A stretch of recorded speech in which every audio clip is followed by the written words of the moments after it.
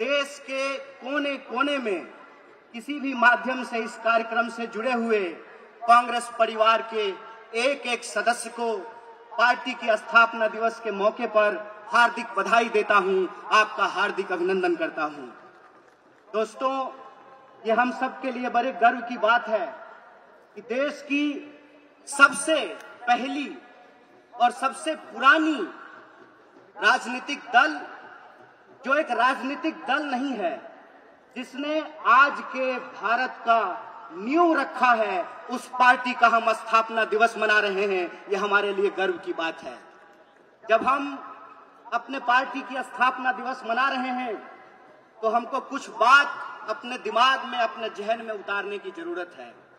सबसे पहली बात यह है कि जब हम नागपुर में यहां मना रहे हैं तो जो लोग नागपुर को संघ भूमि बनाना चाहते हैं, उनको हम चुनौती देना चाहते हैं। जब तक कांग्रेस पार्टी जिंदा रहेगी, जब तक इस देश में एक भी कांग्रेसी कार्यकर्ता जिंदा रहेगा, अपने रक्त के आखिरी कतरे तक नागपुर को संघ भूमि नहीं, दीक्षा भूमि बना करके रखेगा। इस बात को याद रखिएगा।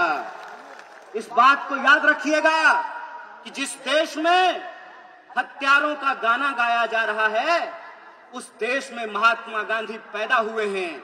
और महात्मा गांधी ने जिस पार्टी को बनाया है, जब तक वो पार्टी जिंदा रहेगी, तब तक आप इंसान को इंसान से नहीं लड़ा सकते हैं। हम बोलते रहेंगे, रघुपति राघव राजा राम, पतित पावन सीताराम, ईश्वर अल्लाह तेरो नाम, सबको सन्मति दे भगवान। हम यह तराना गाता रहेंगे, इस बात को याद रखिएगा। और जब आज हम पूरे देश को यह संदेश देना चाहते हैं भारतीय राष्ट्रीय कांग्रेस की तरफ से कि हैं तैयार हम, तो किस बात के लिए तैयार हैं हम तैयार हैं इस देश के संविधान की रक्षा करने के लिए। आप तैयार हैं कि नहीं है? इतनी जोर से आवाज लगाइए कि यह आवाज नागपुर से दिल्ली तक पहुंचनी चाहिए। आप तैयार हैं कि नहीं है? हम तैयार हैं इस देश की जमहूरियत को बचाए रखने के लिए। हम तैयार हैं इस देश में कमर तोड़ महंगाई को समाप्त करने के लिए। हम तैयार हैं इस देश के नौजवानों को रोजगार मुहैया कराने के लिए। हम तैयार हैं महिलाओं के ऊपर होने वाले अत्याचार को समाप्त करने के लिए। हम तैयार हैं आजाद देश में आजादी की रक्षा के लिए। हम तैयार हैं, यह हमारा संकल्प है। और जब हम इस संकल्प को दोहरा रहे हैं तो एक चुनौती भी हम लोगों को समझना पड़ेगा भाइयों। चुनौती ये है कि आप में से बहुत सारे लोगों को एक अनुभव हुआ होगा कि जब आप किसी पॉकेटमार को ट्रेन में पॉकेटमारी करते हुए पकड़ लेंगे तो पॉकेटमार इतना चालाक होता है कि वही जोर से चोर चोर चिल्लाना शुरू कर देता है। बोलिए, होता है कि नहीं होता है? आज हमारे साथ इस देश की सबसे पुरानी पार्टी, इस देश को आजादी दिलाने वाली पार्टी, महात्मा गांधी की पार्टी, पंडित जवाहरलाल नेहरू, सुभाष चंद्र बोस, मौलाना अबुल कलाम आजाद, सरदार वल्लभ भाई पटेल, एनी बेसेंट, सरोजिनी नायडू की पार्टी के साथ भी यही हो रहा है कि हमने चोर को चोरी करते हुए फिर से पकड़ लिया है। हमने इनको अंग्रेजों के साथ चाय पर चर्चा करते हुए देखा था, तो जो चाय बेचने की बात करते थे, हमने उनको देश बेचते हुए रंगे हाथ पकड़ लिया है। और जब हमने उनको देश को रंगे हाथ बेचते हुए पकड़ लिया है, तो पॉकेटमार को जब पकड़ लीजिएगा तो वो चोर चोर चिल्लाने लगेगा। वो कहते हैं कि कांग्रेस इस देश में भ्रष्टाचार लेकर के आई। एक सवाल हम पूछना चाहते हैं, आज आप कांग्रेस के नेताओं के घर पे ईडी भेजते हैं। परसों जया शाह के पिताजी से वही कांग्रेस का नेता अगर फोन पे सेटिंग कर ले तो वो ईडी जो है अपना रास्ता कैसे भूल जाती है, वो पता कैसे भूल जाती है। इसका मतलब ये है कि जो पार्टी देश की पार्टी है, उस पार्टी को देश के आम लोगों के नजर में बदनाम किया गया है। और देश के आम लोगों के नजर में इसलिए बदनाम किया गया है कि अगर आप कांग्रेस के प्रति अपनी भावना छोड़ देंगे तो देश में कोई आपकी बात करने वाला नहीं रहेगा। इस बात को याद रखिएगा। इसीलिए इस मंच से मैं आप तमाम लोगों से एक बात की अपील करना चाहता हूं कि हे कांग्रेस के कार्यकर्ताओं, जब आप चाय की दुकान पर बैठते हैं, जब आप ट्रेन से यात्रा करते हैं, जब आप बसों में चलते हैं, जब आप खेतों में चर्चा करते हैं, दफ्तरों में चर्चा करते हैं, तो एक बात को याद रखिएगा, एक बात को याद रखिएगा कि सामने वाला जब आपको जलील करता है ना, तो वो आपको जलील करने से पहले अपने माँ बाप को जलील कर रहा होता है, अपने पूर्वजों को जलील कर रहा होता है, क्योंकि कांग्रेस पार्टी इस देश का इतिहास है, वर्तमान है और इस देश की आम आवाम का भविष्य है। यह बात हमको समझना पड़ेगा। हमको समझना पड़ेगा कि कांग्रेस पार्टी अंग्रेजों से लड़ करके इस देश को आजादी दिलाई। आजाद भारत में पहली बार ऐसा हुआ कि दलितों को और ब्राह्मणों को बराबरी का वोट का अधिकार मिला। आजाद भारत में पहली बार ऐसा हुआ कि महिलाओं और पुरुषों को बराबरी का वोट का अधिकार मिला। आजाद भारत में पहली बार ऐसा हुआ कि राजे राजवाड़ा का वोट भी एक और नाली में उतर करके गटर साफ करने वाले का भी वोट एक, ऐसा भारतीय राष्ट्रीय कांग्रेस स्थापित करके आई।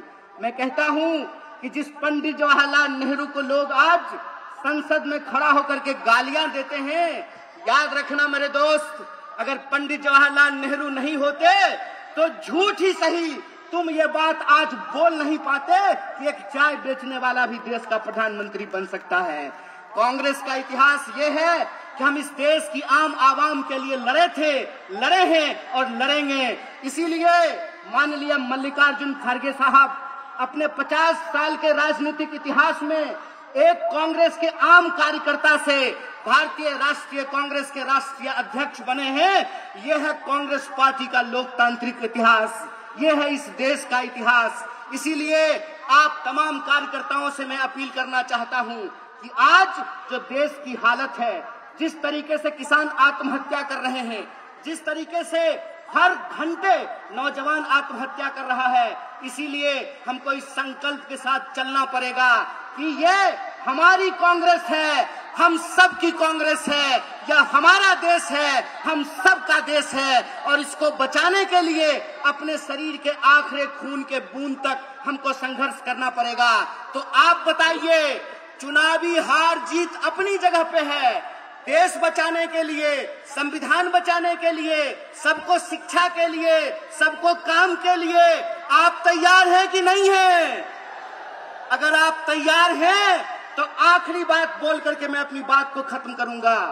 हमारी रगों में उन पूर्वजों का खून बहता है जिन्होंने इस देश को अंग्रेजों की 200 साल की गुलामी से आजादी दिलाई थी। जब हमारे पुरखे अंग्रेजों की टैंक से नहीं डरे, जब हमारे पुरखे बलिदानियों का इतिहास बनाया, जब हमारे पुरखे फांसी के फंदे को हंसते हंसते चूम लिया, तो तुम एक बात जान लो भाई, तुम्हारा जो फ्रंटल ऑर्गेनाइजेशन है ना, ईडी और सीबीआई, उससे हम घड़ी घंट नहीं डरने वाले हैं। आप लोग डरने वाले हैं क्या? तो इस देश की बचाने की लड़ाई में सबको शिक्षा के लिए, सबको काम के लिए और इस देश के हर आवाम को बराबर के आत्मसम्मान के लिए आप संघर्ष करेंगे कि नहीं करेंगे?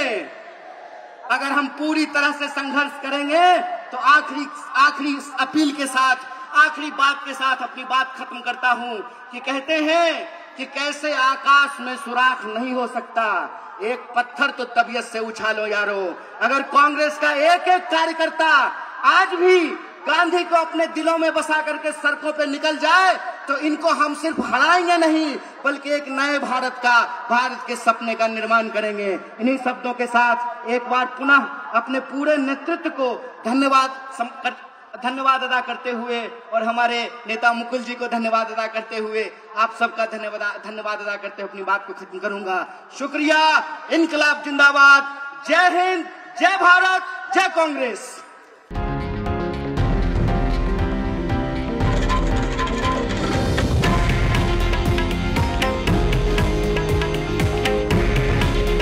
हे आहे देशातील नंबर 1 न्यूज नेटवर्क आणि आपण पाहत आहात TV9 मराठी। काळजी तुमची, हित महाराष्ट्राचं।